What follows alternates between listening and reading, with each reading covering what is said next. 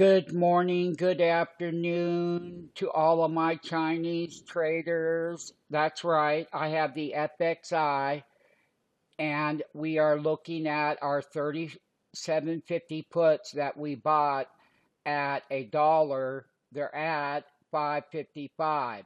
Now, we are buying also the $30 call right here.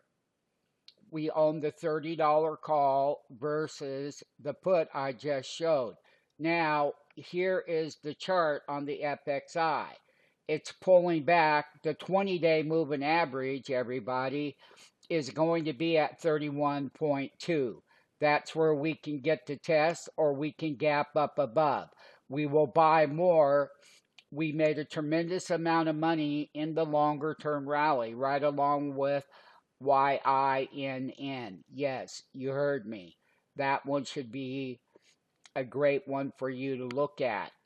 FXI is also the great one, but YINN is also a great one.